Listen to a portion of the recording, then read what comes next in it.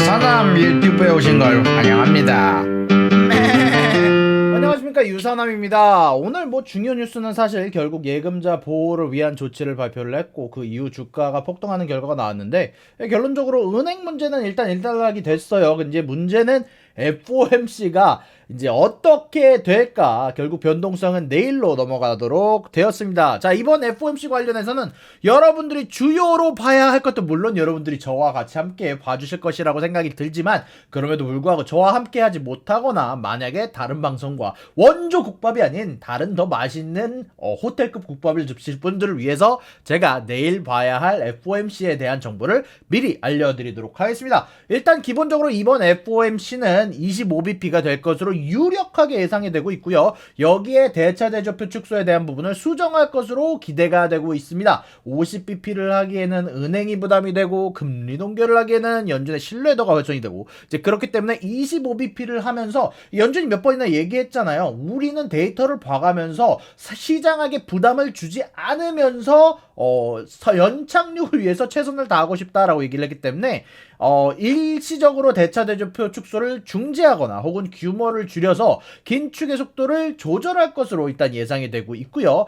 은행이 근데 위기임에도 불구하고 인플레이션 조절을 포함한 이해가 계속 나올 수밖에 없는 이유는 사실 최근 인플레이션 데이터가 낮지는 않았어요. 이번에는 예상치보다 좀 비슷하게 나왔긴 했지만 오늘 나온 집 거래량이 14% 가까이 뛰어오른 것만 보더라도 지금 사실 인플레이션이 나아지고 있다, 완벽하게 괜찮아지고 있다고 보기에는 조금 어려운 면들이 많은 것 같아요. 그리고 중요한 건 리스크 있는 자산들의 상승이 만만치가 않습니다. 오늘 게임스탑이 아까 제가 30%라고 발표를 했는데 30%가 아니라 53%, 장후에 53% 가까이 뛰어 올랐고요. 그리고 코인 자산도 폭등하는 결과가 나왔어요. 일단은 코인 시장이 올라가고 이렇게 리스크 있는 자산, 밈주식이 올라가는 현상은 전에도 한번 있었죠. 잭슨홀 때 있었습니다. 잭슨홀 이전에 있었고 그 이후에 인플레이션이 높게 나와서 잭슨홀 때 파월 아저씨가 한 방을 때리긴 했죠. 이제 그렇기 때문에 이렇게 리스크 있는 자산으로 흘러가는 현상이 나오다 보니까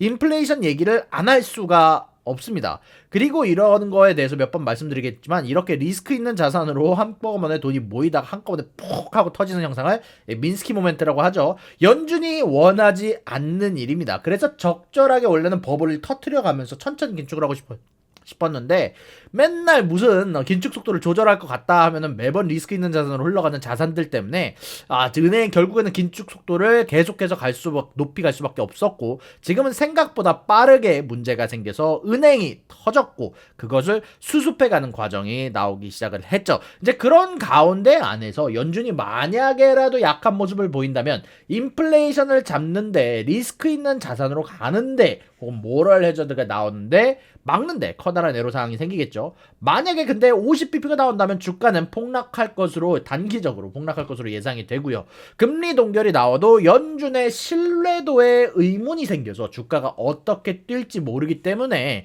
25bp가 거의 저는 확실하다고 생각을 하는데, 저뿐만이 아니라 사실 페드와치2를 보더라도 닉 팀밀하우스 기자도 언급을 한 걸 보더라도 25bp가 사실 저는 거의 확실하다고 생각을 하고 있습니다. 제가 그 누구보다 빠르게 25bp를 예견하긴 했죠. 자, 그래서 결론적으로 이번 FOMC의 향방은 25bp는 사실 저뿐만이 아니라 장난이고 모든 사람들이 이미 알고 있고 예상하고 있는 방향이에요.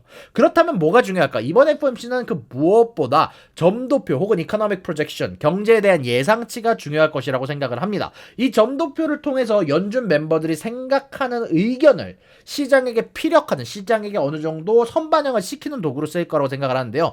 이번 성명서에는 제가 미리 어디를 봐야 할지를 먼저 이야기를 해드리도록 하겠습니다. 일단 가장 중요한 부분은 역시 최종금리죠. 앞으로의 금리 방향성을 예측하는 지표로 쓰이는 점도표, 여기서 금리 인상을 5.25, 최종금리를 5.25보다 더 높게 올라가는 모습을 보인다면 25bp를 더 올리겠다. 지금은 25bp 인상을 지금 한 번뿐만이 아니라 앞으로 두 번, 세 번 더 하겠다라는 모습을 보인다면 연준이 아주 강한 의지를 갖고 은행의 문제보다는 경기 침체보다는 인플레이션을 잡는다는 의지를 보이며 주가가 추가적으로 하락할 가능성이 높고 은행주들도 아마 폭락할 가능성이 보입니다.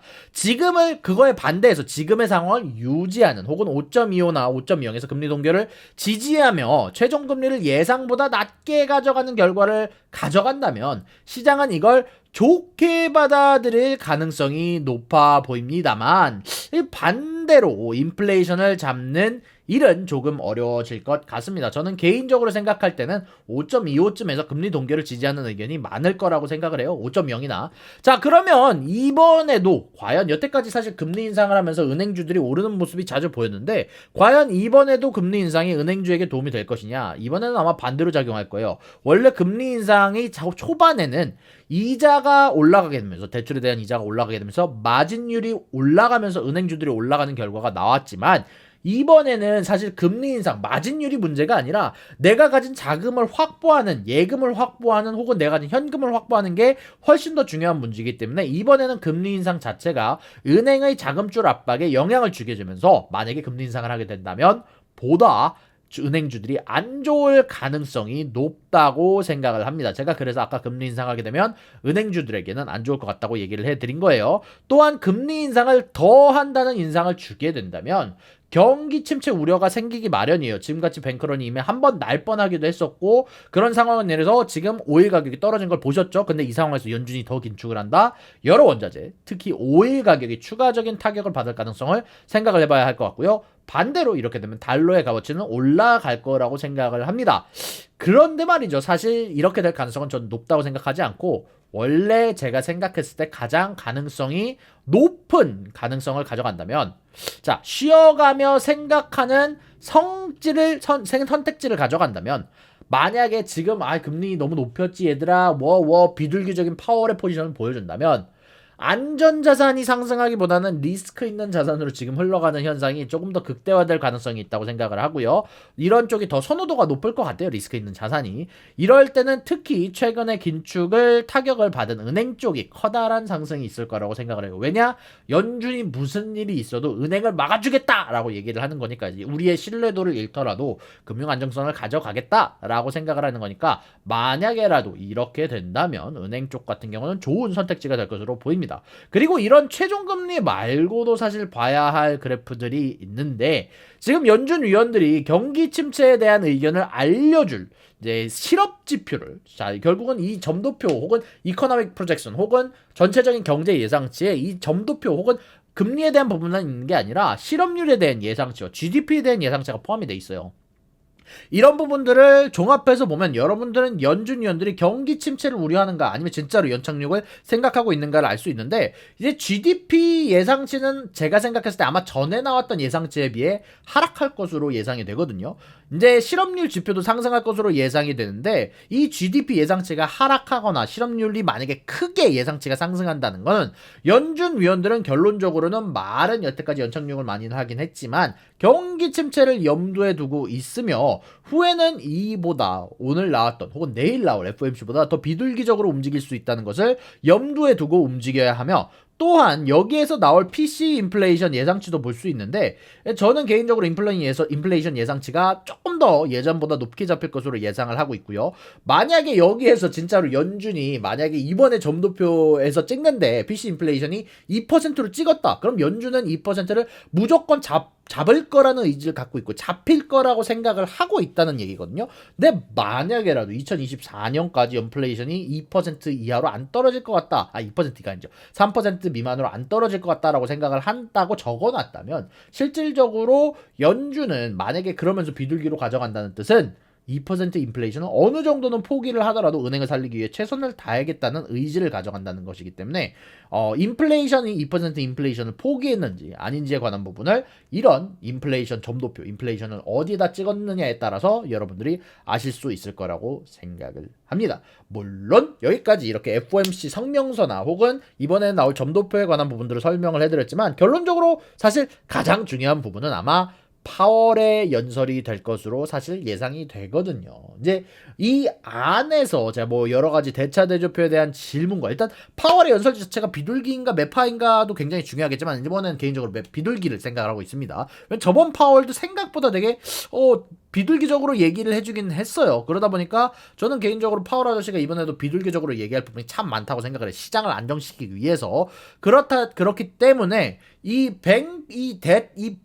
파월의 연설뿐만이 아니라 이 대차 대조표 축소에 대한 질문이나 이번에 사실 600조 원을 어떻게든 대차 대조표를 축소를 시키긴 했는데 이번 사태로 인해서 200조 원을 다시 또 돈을 시장에 풀게 되면서 정확히 말하면 은행에 풀었지만 이 은행에 풀게 되면서 이 자금에 대한 부분을 사실 질문을 받을 가능성이 굉장히 높단 말이에요. 대차 대조표를 600조를 축소해놓고 200조 원을 다시 풀었는데 이것에 대해서 조정할 생각이 있느냐, 조정을 했느냐, 혹은 이것을 앞으로 어떻게 할 것이냐라는 질문을 많이 받을 것으로 예상이 되고 사실 이런 부분에 대해서 이미 연준은 한번 대답을 내온 적이 있어요. 만약에 문제가 생긴다면 우리는 일시적으로 중지할 수 있다라는 대답을 언제든지 내놨던 만큼 이번에 그래서 대차 대조표 축소를 줄이겠다 혹은 일시 정지를 하겠다라는 의견들이 많이 나오고 있는 거고 그리고 마지막으로 가장 중요한 질문이 될 것 같은 뱅크런을 막기 위한 조치 결론적으로는 금리를 인하해서 막을 거냐. 지금 사실 뱅크런이라는 걸 일시적으로는 지금 연준이 백스탑을 넣어주면서 유동성을 공급해주면서 지금 옐런 재무장관이 FDIC가 모든 걸 책임져 주겠다라고 하면서 사실 은행 사건이 단기적으로 일단락이 된 거는 맞는데 결론적으로는 뱅크런이 나올 수 있는 구석이 너무나도 많은 상황이거든요. 지금. 기본적으로 상업용 부동산이 무너지는 시기가 나온다면 결론적으로 모든 사람들이 야 상업용 부동산 망하기 시작했는데 은행에 타격이 있겠네. 여기에 익스포저 리스크가 있는 은행들은 어디지? 라고 생각하면서 그 은행들이 망할 수 있는 사건도 나올 수 있는 거고요. 그리고 지금 뭐 달러 수합을 통해서 정확히 말하면 지금 스위스를 살리기 위해서 달러 수합을 진행하고 있다고 생각이 드는데 이 달러 수합을 통해서 지금 다른 국가들을 살려주고는 있지만 지금 이 FDIC의 자금이 충분하냐? 인플레이션을 막는데 막으려고 하는데 저렇게 달러를 풀어도 되느냐라는 질문들도 사실 굉장히 많은 효과가 장의 변동성을 줄 것으로 예상이 되고 있고요. 그만큼 중요한 상황이 될 것 같아요. 이번 FOMC를 기점으로 정책에 대한 방향성을 알게 되는데 사실 이번 FOMC 말고 저는 다음 FOMC에서 아마 연준이 정책 전환이라고 하나요? 금리 동결 혹은 그런 것에 대한 언급을 이번 FOMC가 아닌 다음 FOMC쯤에 떠넘기지 않을까. 왜냐면 이번 FOMC는 대놓고 저번 FOMC부터 금리를 계속 인상하겠다라고 얘기를 했던 만큼 아마 다음 FOMC에서 그런 얘기를 할 거라고 생각하는데 아마 이번 질의를 통해서 Q&A 세션을 통해서 어느 정도 파월의 의중을 파악하는 데 도움이 되지 않을까 하고 생각을 합니다. 하여간 이 모든 부분들을 만약에라도 제가 알려드리는 걸 알고 싶으시다면 여러분들 원조국밥 유산함에서 함께 해주시길 바라고요. 만약 그게 아니라 만약에 여러분들이 원조국밥보다 훨씬 맛있는 만약에 좀 더 맛있는 국밥집에 간다고 하면은 그거는 뭐 제가 어쩔 수 없고 그러면은 이 영상을 보셨다는 것만으로도 감사드리고요. 여러분들의 이런 부분들에 대한 의견, 금리에 대한 의견, FOMC에 대한 의견 혹은 파월이 어떨지에 대한 의견들 모두 코멘트에 적어주시길 바라고요. 저는 여기서 이만 영상을 마치도록 하면서 구독과 좋아요, 알림 설정 눌러주시길 바라면서 저는 여기서 이만 인사드리도록 하겠습니다. 여러분들 즐거운 투자, 지키는 투자 하시길 바라면서 저는 여기서 이만 마치도록 하겠습니다. 감사합니다. 구독과 좋아요는 사랑입니다. 여러분 유산함의 구독과 좋아요를 눌러주세요. 그리고 여기 있는 비디오도 여러분들을 위해 준비한 거니까 여러분들이 항상 살펴봐 주시면 감사하겠습니다.